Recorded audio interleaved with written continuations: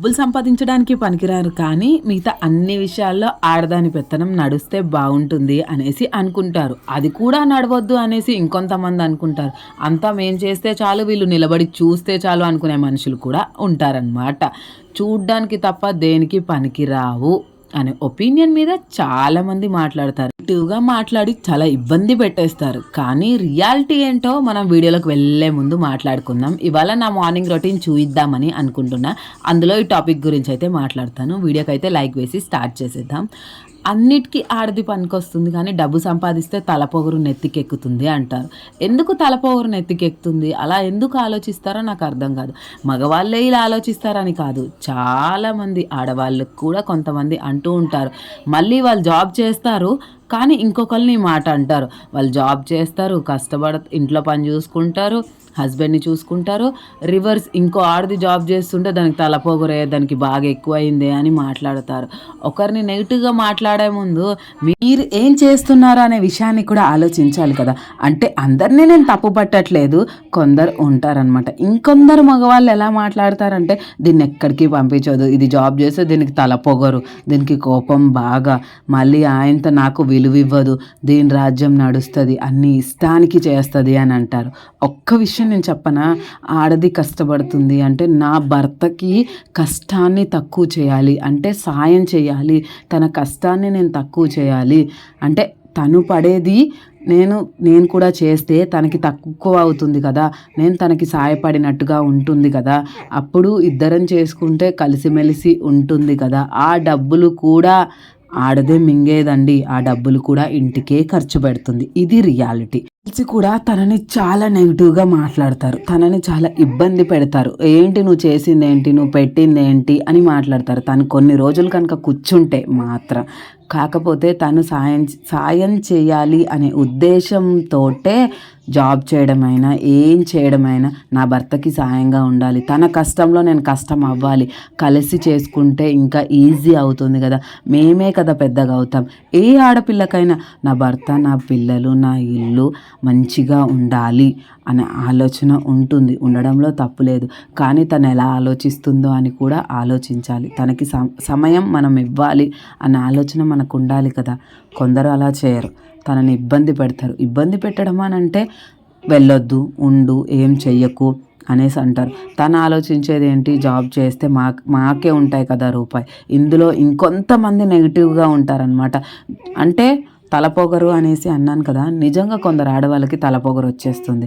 అంటే జాబ్ చేస్తున్నా కదా, నాకేంది, పైసలు ఉన్నాయి కదా అనేసి భర్తకి కొన్ని క్షణాలలో విలువ ఇవ్వరు అని అంటే కావాలని వాళ్ళు విలువ ఇవ్వకుండా ఉండరు. వాళ్ళ మైండ్ సెట్ అలా ఉంటుందన్నమాట.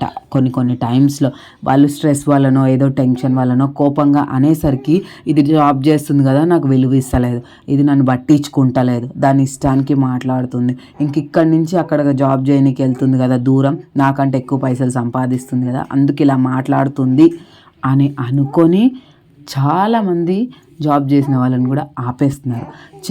చెయ్యకపోవడం పక్కన పెట్టేస్తే, ఈ జనరేషన్లో కూడా ఇలా ఎలా ఉన్నారు అక్క, లేరు కదా, ఎందుకు ఇలా మాట్లాడుతున్నామని మీరు అనిపించవచ్చు.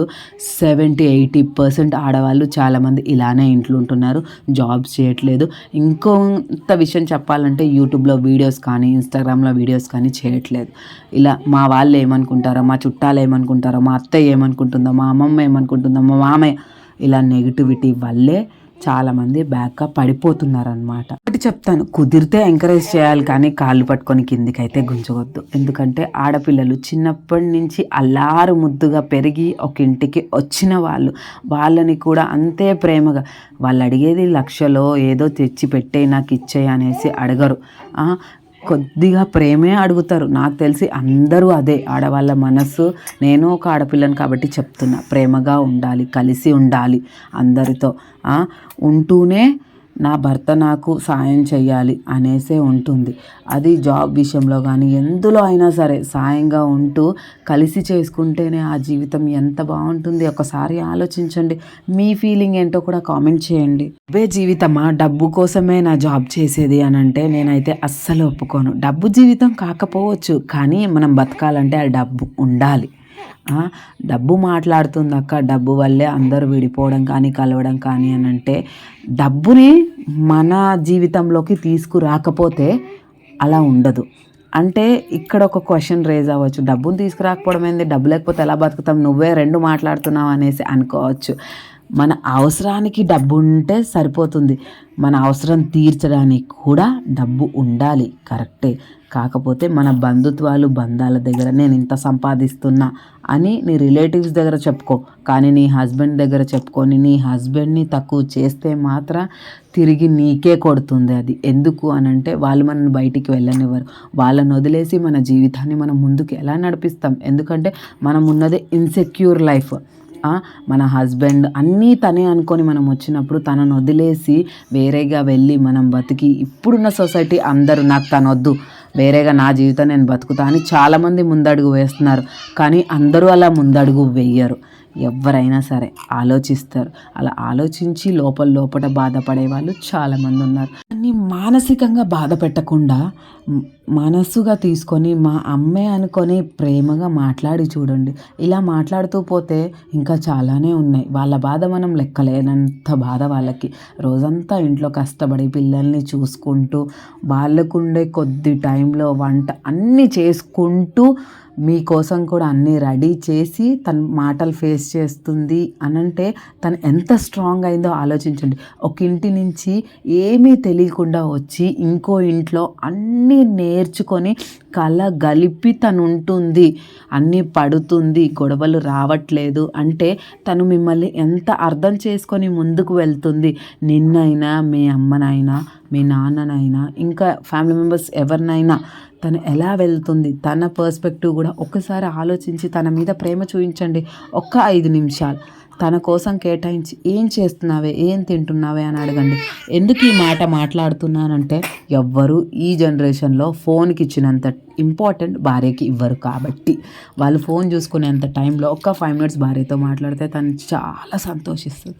ఇది నేను చెప్పిన విషయం. నేనేమైనా తప్పు మాట్లాడితే సారీ, కానీ అందరూ అర్థం చేసుకోవాలి, ఒక పాజిటివ్నెస్ కోసం చెప్తున్నా.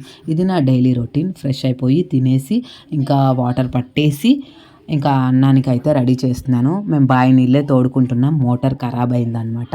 అక్క కొంచెం కష్టం ఎక్కువ పడుతుంది. ఈ వీడియో మీకు ఎలా అనిపించింది కామెంట్ చేయండి. ఏమైనా తప్పుగా మాట్లాడానని అనుకుంటే క్షమించండి. నా తప్పుని కరెక్ట్గా కామెంట్ చేయండి. మీకేం అనిపించిందో. నేను చెప్పింది తప్పు కాదు అని నేను అనుకుంటున్నాను. ఇలాంటి ఇంట్రెస్టింగ్ వీడియోస్ కోసం ఫాలో అయిపోండి. లైక్ వేసుకోవడం మాత్రం మర్చిపోకండి. లైక్ వేస్తే ఇంకొంతమందికి రిఫర్ అవుతుందన్నమాట. సరే మరి ఉంటాను, బాయ్.